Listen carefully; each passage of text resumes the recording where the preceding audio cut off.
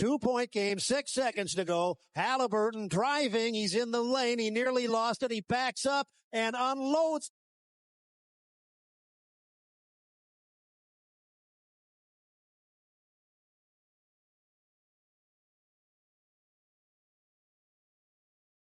Oh, that did not happen. Oh, he got it. And there he is, the man of the hour after an epic finish in the game one of the Western Conference Finals. What's he got He's got on a fly fit, of course. You like that? The Knicks and Pacers. Oh, yeah, I think I got something if you just like it, that. I love it.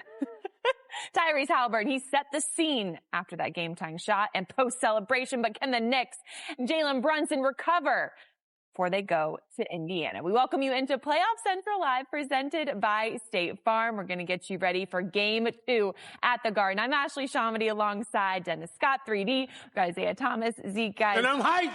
And you're hyped. See what you started? I literally see what you said, started? You started. I'm blaming that on you. I wasn't expecting that. Hey, but I love it. I tried to warn you. That's the attitude we Come need. on, it's this time of year. Like, you got to ease him into Playoffs the show. come alive. Come on in playoff I'm time. just telling you, like, it's hard for me to come down around this time. Okay, you got this for the next hour? Even my palms are sweating. Look at it. Okay, as long as they're not shaking. No, I don't shake. No.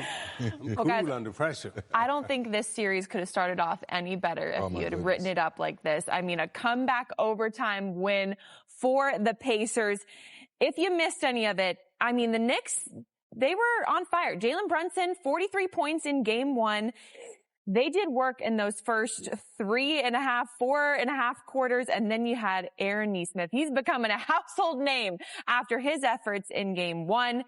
He hit all those threes to set up this. Tyrese Halliburton with the shot that ended up tying it. I think he thought it, of course, he was going to win it with that one, but it ended up being a 2. They go into overtime. He does the chokehold, and they win it in overtime. This is really where the game was decided. In the last 2 minutes, 51 seconds of regulation overtime, you can see just how many points the Pacers scored over the Knicks. The Knicks 0 for 5 from the 3. They missed 2 crucial free throws, just 6 of 8 there. And the Pacers outscored the Knicks 13-4 in overtime. Let's go ahead and hear from some of the players, both head coaches, after that epic game one. Obviously, we want that game back, but, it's a 7-game series, so it's just come out, be better, play whole 48 minutes next game. I think win or lose, it's short-term memory, and you get ready for game 2, regardless. It could have been a blown out. We still got to get ready for game 2. You always have to reset. There's going to be a lot of emotional highs and lows, and you got to be able to take a punch, and you got to be able to bounce back. And so that's all we're thinking about is how we move forward, be ready for the next challenge, and then what did you learn from it? After an experience like that, you've got to be able to wipe it, move on, and get ready for the next battle. I mean, these are all going to be epic battles. They're going to be physical. There's going to be a lot going on, and we're going to have to be ready. Well, Jalen Brunson has, of course, done his thing in the clutch all season long. It's why he won NBA's Clutch Player of the Year this season. But then you have Tyrese Halliburton, who really held that title, I would say, Wednesday night after what he was able to do with just the 7 seconds left. Pacers trailing by 2, of course, hitting that shot. And you can see what he's been able to do in the last 2 minutes to tie or go ahead in a game. 32 points he's been able to shoot in those clutch moments. And, I mean, nothing as big as that moment in game one. So, guys, do the Pacers come into this just extra confident? Do they need to make sure they kind of wipe that one away because they know that the Knicks will make adjustments? I mean, that game really just set the tone for what this series could be. 3D, what do you think? I think the Pacers will come in there very greedy. I know, Isaiah, you know Rick Carlisle very well. I've been knowing Rick Carlisle for a very long time as well. Yes, they turn the page, but they understand that they let a few things slip up early in the game for the game to get into overtime as well. The way they put Brunson in every action, I think they stole the page out of Coach Mazzulla's from the Celtics series. Jalen Brunson's tired late in the game. Yes, the 43 looks good and all that, but you look at the turnovers, they look worse. He hadn't had 7 turnovers. I can't remember when the last time he had 7 turnovers. And they come at the wrong time of the game. So, yes, I look for the Pacers to come in, Zeke, greedy, hungry. And one last thing, Zeke. Even back in your era, when's the last time you've seen a team pick up 94 feet all game long, where the history of the NBA, Ashley, no, we don't pick up 94 feet. Rick Carlisle said, no, we do that because we go 10 deep. No, the Pistons, we picked up 94. Thank you. There you go. There you go. Joe Dumars, Vinnie Johnson, and I, when you turned around, you took it in bounds, we was right in your face. And if you bounced it the wrong way, we was taking it. There you go. No, I think you hit on two crucial things, right? The first thing is them putting Brunson in every defensive action. Mm-hmm. Now, Brunson is not a bad defensive player. Correct, right. However, you know, when players talk, right, we talk about energy, we talk about flow, we talk about all the emotional parts of the game. We talk about the psychology of the game. When you interview a player, right, he's talking about, well, we didn't have the right tempo. We didn't have the right energy. We got to get our energy going. So we come to the game with an emotional, psychological edge where the game is being described in numbers. We don't really play for the numbers. We play for the psychology and the emotion of the game. Now, when you're talking about how you bounce back from that emotional heartbreak, and they say, oh, you just got to wipe it away. You got to wipe it. Both teams saying we got to wipe it away, right? Right. It don't work like that, you know, because what happens now is the people in the building will affect your energy. They will affect your emotion. And what the Knicks have to do immediately, you know, at the start of this game, they have to win back their fan base. They have to win back the trust. Key word, you got to win back the trust of the fans in the building. Mm-hmm. And I said this the other night, so you got to walk out like you on stage. Like you got to come out like Beyonce, right? You got to come out like Taylor Swift or some Michael Jackson. You got to take the audience. You got to grab them, put them right in your hand and say, hey, don't worry about it. We got this. We getting ready to perform tonight and give y'all a performance. And then that energy and that momentum and everything starts to flow back through the building. And guess what? It hits you. And all of a sudden, 3D is like, leave it! And the building is going crazy. Go, everybody's excited. You got your energy back. You got your flow back. And it has nothing to do with these numbers and stat sheet and all this other stuff. And it's not just any fans, they're Knicks fans. Oh, I mean, goodness. they do. They've got to be Beyonce out there tonight. Yeah. You got to walk in. We will see if they show up just like to the Beyonce left. on stage. We're going to be joined by Stan Van Gundy from MSG when we get back. I just saw something I've never seen before. Neesmith, it's a three. It's a 2-point game. Halliburton, he'll take it. And he got it! The game's not over. Wow. The Indiana Pacers complete an improbable comeback here in game one. The fan over till it's over, till it hits 0. Obviously, I thought we wanted to finish the game. A lot of basketball left to be played. Can't sulk. We just got to get better. We're not here to repeat history. We're here to make history. Welcome back to Playoff Central Live. The countdown is on for Game 2 at MSG tonight between the Knicks and the Pacers. So excited to see how the Knicks respond after that Game 1 loss. The Garden, I can imagine, just absolutely electric as they gear up for potentially another thriller. With that, we're joined by Stan Van Gundy. Stan, Ashley Shamady here. I have to ask, before these guys get to you about the X's and O's, Zeke was just talking about the fan base and the Knicks having to win them back for this game to come out like Beyonce or Taylor Swift when they're about to perform. For you, what has the last 36, 48 hours been like for Knicks fans as they're kind of settling in on what happened in Game 1 and now preparing for Game 2? Well, Ashley, first of all, I was shocked to find out that Isaiah was a Swiftie. Like you brought up Beyonce, but Isaiah brought up Taylor Swift. I was shocked with that. So hey, I love a good performance, Stan. I got to honor it. There you go.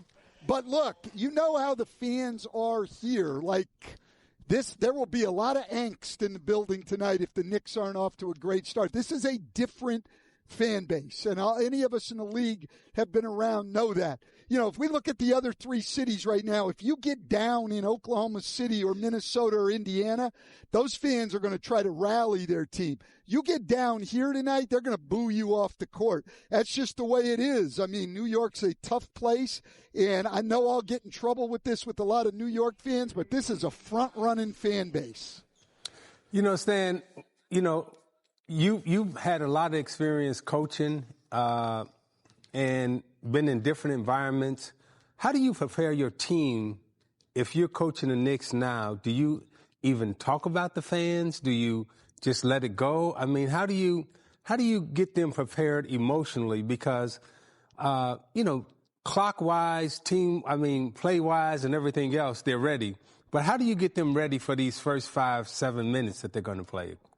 That's a great question. And I think, all of us as coaches are really striving to handle the emotions. And that can be different if you're the home team, the road team, depending on where the series is.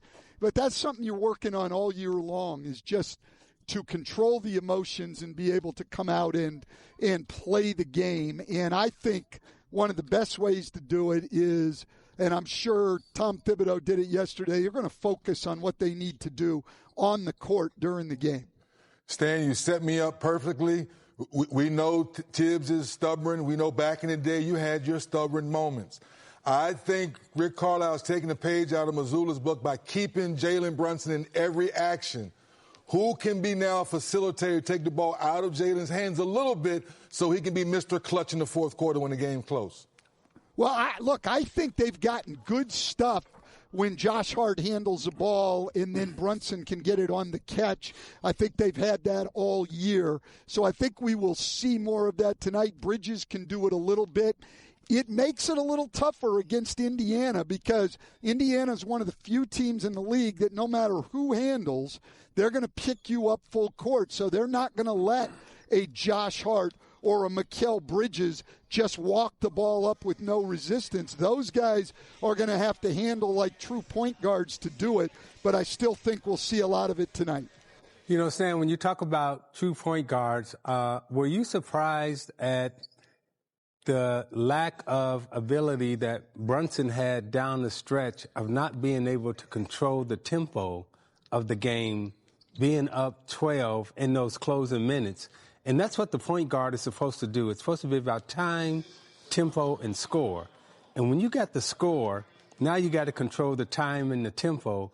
I thought Indiana was able to control the tempo the last 4 or 5 minutes of the game, get back into the game, and then continue to control it for the overtime. Were you surprised that Brunson, being as good as he is and as great as he is, wasn't able to control tempo out on the floor?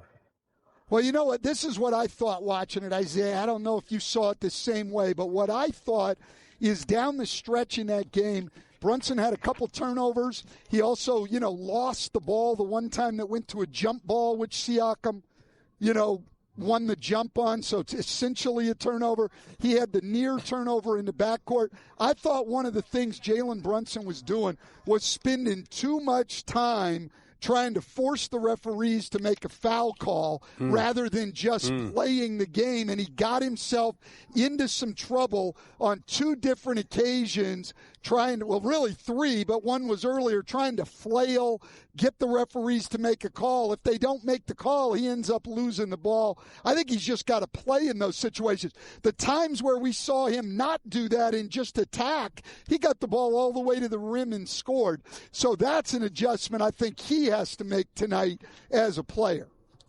Stan, thank you so much. We appreciate your time. Have so much fun at the Garden tonight. It's, I'm sure, going to be as electric as Game 1. You and Reggie be safe now. You look good, Stan. You look good. Hey, listen, all I said the other night, guys, is if they're going to start throwing stuff at Reggie, I just hope they're accurate. I don't want to miss him and then hit me. Just cover your head. There you go. There you go. You don't want to be like your brother. No, I do not. Thanks, Stan. We appreciate you. Canby was not accurate with his punch.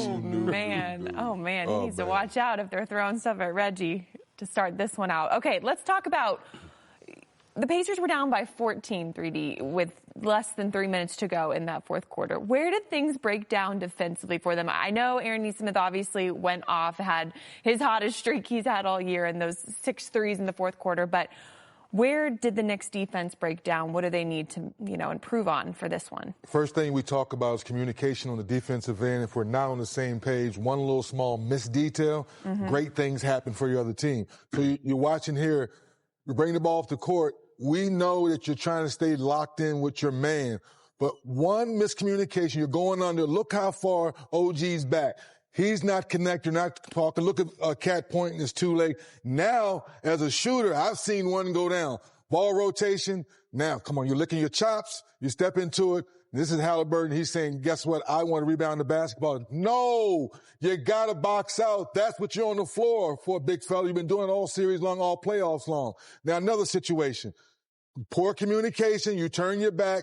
Normally, Bridges is already in the paint. You taught that, but he's hugged up on his man. Why? Because Neesmith, this guy finished knocking down a couple threes. So now what happens, Zeke? More detail. Josh Hart, you turn your head just a little bit. I'm not going to stand still, Neesmith. I'm going to cut back door. Nice little touch pass for a layup. So it's the details down the stretch. Also, too, we talk about the small things, Zeke. Rick Carlisle talked about Ben Shepherd's 7 minutes. Well, his 7 minutes to come in to give Neesmith a bro. Caught his breath. He came back in. He got still and knocked down 4 more threes in that fourth quarter that carried over to the overtime. So you never know what 7 minutes would mean. Didn't take one shot. Took one shot over one. But his presence of playing the defense they were playing as a team gave Neesmith some rest to finish out the ball game. Big 7 minutes. And we're talking about those 7 minutes as being big. And this should have been a Knicks blowout game one. Because I'm going to add on top of that, 3D, they go to the line 40 times. They have 40 free throws. Yep. And they only make 28. Yep. So they're 28 of 40 from the foul line. If they just make their free throws and knock down the free throws, hey, this not only is this game winnable, but this game is out of hand if they do their job at the foul line. So the little things, the details, makes the difference between success and failure. And right now, the Knicks had a failure, which should have been a success had they executed the little things. All about the little details. That's what you guys are telling me. All about the little things. Okay, we'll see. We'll see if the Knicks can tweak some of those little details for Game 2 tonight. We're gearing up for the Eastern Conference Finals, but last night, OKC took a 2-0 lead in the West. More on that next.